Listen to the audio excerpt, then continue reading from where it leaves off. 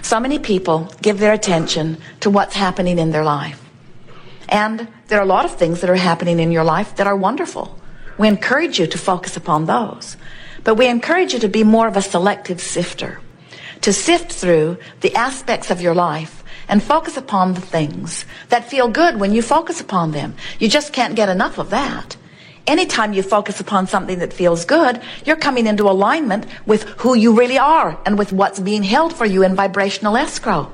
Do you know that over a period of 30 days or less, as you make an effort every day to find the best feeling thought you can find on any subject, not the best feeling thought you've ever thought, or not the best feeling thought anybody's ever thought. Some of those are frankly out of vibrational range for you right now. Just the best feeling thought you have access to right now. And as you consciously acknowledge that you are feeling relief, what happens to you is you consciously move up the emotional scale. And as you consciously make that effort, now you are what we like to call a deliberate creator. You are using your own guidance to put yourself in vibrational alignment with who you really are and what you really want. It really is the leading edge here. You have come forth into this physical experience with the clear intention of letting the variety of this time and space inspire within you clear, new ideas. Not just for you, but for all that is. Do you understand that you are the leading edge of that which we are? You are the leading edge of that which you call God, of that which you call Source. That's why God or Source, whatever name you want to give it, revels in delight with the new ideas that are born within you. We'll say this to you several times here today because it is the most significant new awareness that we are achieving in these Art of Allowing workshops. When your environment produces within you a new desire, you must get up to speed with the new desire in order to experience your fullness and your joy. You just can't let your experience give birth to a new idea and keep beating the same old drum and not let yourself go to the new place. You cannot take your desires back. You can't draw back from the leading edge. You can't draw back from what your experience has created, because it's not just created for you, it's created for all that is. So all that is benefiting by your leading edge chewing on the data. This workshop is not about that. That is a given. This universe will expand effectively because of your participation in it here in this body. And Source Energy is eternally grateful to you for your willingness to play in this game. But this workshop is not about that, because ideas are going to be born within you no matter what. You can't hold them back.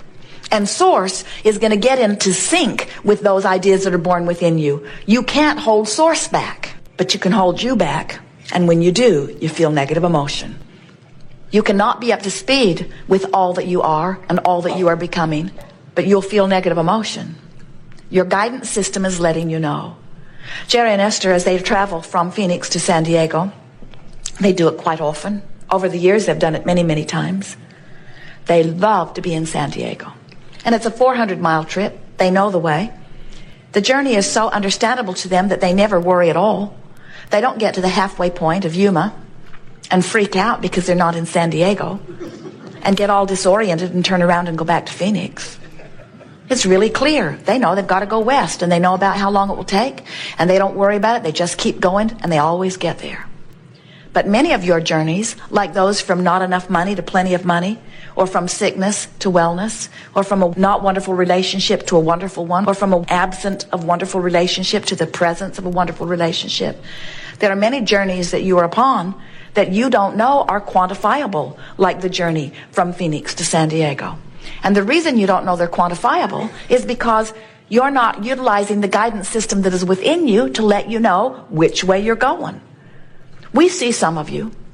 Your experience has brought you to a place of disease, maybe even to a frightening diagnosis. And in the middle of all of that, you're launching these clarifying rockets of desire, which have created for you in your vibrational escrow a better feeling body and a healthier body than you've ever lived so far. because this contrast has caused an amending of the desires, and so your potential physical bodily experience is dramatically improved by the sickness that you're living. You hearing this? But instead of becoming a vibrational match to this magnificent new wellness that has been produced by your experience here, most of you instead focus upon the diagnosis. Go back for another test. So you're hopeful at first, sometimes, depending on how dire the diagnosis is. So you start heading toward your wellness. And then you go in for another checkup, and the manifestation has not shown improvement yet. And then discouragement washes over you, and you turn around and go back to Phoenix. So you go Phoenix, Yuma, Phoenix, Yuma, Phoenix, Yuma, Phoenix, Yuma, Phoenix, Yuma, Phoenix, Yuma, Phoenix, Yuma, and then you say, I've lost my way. And we say, it's because you're listening to something other than your own guidance. When you're listening to your own guidance, you cannot lose your way. Because your own guidance will always feel good when you're moving toward the wellness that you want, and it will always feel bad when you're moving away from the wellness that you want. That's why the diagnosis felt frightening.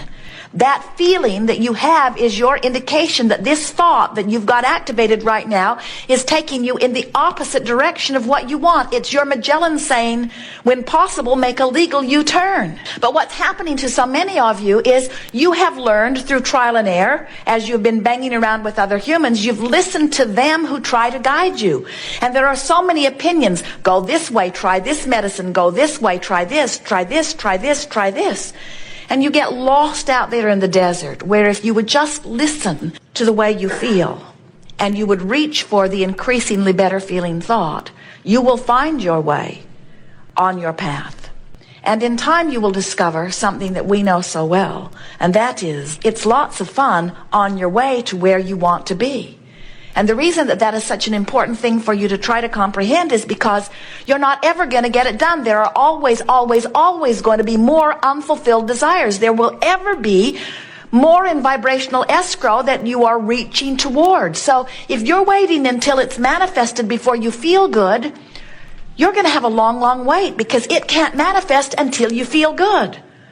You say, well, things have manifested before, and we say, it's because you've lined up with it in some way. Most of you don't let yourself line up with something until a large body of population already lines up with it. And then you say, well, maybe I believe that, maybe. What we want you to understand is that everything that you see, everybody is experiencing truth. In other words, there are lots of truths you want to live, and there are lots of truths you don't want to live. So stop using whether it's true or not as the criteria of whether you should give your attention to it or not. Because there are true cancers that you don't want. There are true terrorisms that you don't want. There are true things that you do not want to live. The criteria that you must use is, how do I feel when I contemplate myself being smack dab in the middle of that? And if the idea of living that out strikes terror to your heart, if the idea of living that makes you feel sick to your stomach, if you are looking at something that makes you feel bad, you are moving toward something that you do not want. Systematically moving toward it. Now here, this is the most important thing to understand about vibration relative to manifestation. More than 99% of every creation is complete vibrationally before you begin to see manifestational evidence of it. Which means you can be well along your way, almost to San Diego, before you see San Diego. Is that hard to hear? In other words, you're on your way, you're on your way, you're on your way, you're on your way. You've completed a large amount of your journey before you see your destination. And that's true vibrationally with everything. More than 99% of your creation is complete vibrationally before you begin to see any manifestational evidence of it. So you could be well along your way to recovery from anything unwanted. And even though the manifestation is not there for the doctor to proclaim the cure has come to you, vibrationally you're there. And you can tell by the way you feel that you are. And if you can hang in there in that attitude of belief or knowing, it must come. So, since 99% of every creation is complete before you see any physical evidence of it, do you get it that out there in vibrational escrow is the culmination of all the thoughts that you've been thinking, and then there's the potential for wonderful things as well as the potential for not so wonderful things, all lurking there somewhere? and that you can tell by the way you feel whether you are systematically marching towards something that when it gets there you're going to like or not like? Do you realize that Henri nets you a result that when it gets there you say, what did I do to deserve this? And we say, you get what you think about. You just can't get around that. You get your vibrational content. What I think and what I feel and what manifests is always a vibrational match. There is no exception. We want you to get more into your dream world and out of your reality world. We want you to start thinking more about what can be instead of about what is. We want you to turn immediately to the solution and don't beat the drum of the problem. We want you to understand that you don't have to justify your worthiness by examining and stirring the problem up. Give your attention to the solution and let the universe show you how fast it can accommodate you. So the next time some dead genius like Abraham, well, we are infinite intelligence, you know, says to you, are you enjoying the contrast of your time and place? You want to wholeheartedly say, yes, I am. Because out of that contrast is born the new idea, and there's no problem whatsoever getting to the new idea because the way I feel leads me right to it. I can tell every single time whether I'm moving towards something that will please me or towards something that won't please me, towards something that I want or towards something that I don't want. You can tell by the way you feel. We are eager to talk with you about anything that is important to you. There is nothing off limits. We see our most valuable work to you in assisting you of knowing what your vibrational content is. We'll help you clean up your vibration on anything that's important to you. It doesn't take much focus to improve your vibration dramatically. If you are in despair, we may not be able to bring you all the way into bliss. Joseph Campbell says, follow your bliss. And we think those are the best words that any human tongue has ever spoken to any of you. But sometimes you can't even get a whiff of bliss. Law of attraction will not give you bliss when you've been beating the drum of despair. It's not in your vibrational library right now. You can't just reach out and pull it off the shelf. It's not there. Don't you know that? Haven't you had some bright-eyed, bushy-tailed student or teacher of Abraham or some philosophy who's feeling really good in the middle of your despair announce to you, you need to cheer up? You know, you are the creator of your own reality. And you want to say that can't possibly be true or you'd be gone. Because it does not feel good to have someone who is bright and connected counseling you when you are in despair. You are where you are. And where you are is what you have access to. And what you have access to is what you've got to make your world from. You can't make your world from something that you don't have access to. But if you're reaching for the leading edge of what you have access to, you can move consistently into a better vibration. If you're making the best that you can from where you are, things are going to get better and better and better and better, and you're going to move right up the vibrational emotional scale. But if you're making the worst of it, and you do that, don't you, from time to time? Why do you? Why do you make the worst of it?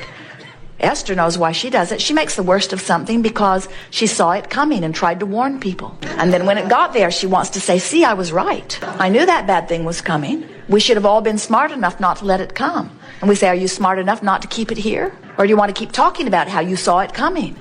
In other words, you've got to decide that it's more important to you to feel good than to be right. Why else do you make the worst of things? Sometimes you make the worst of things because you're trying to justify where you are. Every fiber of your being knows that life is supposed to be good for you. And when life isn't good for you, you're sort of freaking out on vibrational, even unconscious, subconscious levels because you know it's supposed to be better. And when it isn't going the way you think it should go, then you want to sort of retrace your steps and explain why it isn't going better. And we say, don't do that. Retracing your steps just holds you in that place you don't want to be, just keeps the vibration of what you don't want active longer. Just keep saying, from where I am, where do I want to go? As Jerry and Esther programmed Magellan to their new destination, Magellan never says, where have you been? We need to know where you were yesterday and the day before and the day before and the day before we can calculate your route. Isn't that illogical? But Magellan, what does where I was yesterday have anything to do with where I am now in relationship to where I want to go? Well, if Magellan were speaking for you, Magellan, the navigational system, would say, well, I'm just wanting to help you to justify why you're where you are before you move on. wanting to explain to you how you got there. Let's go back 5 years. Let's retrace your step. No, 10 years. Well, when were you last with your mother? 45 years. All right. Let's go back 45 years. And it'll take a while.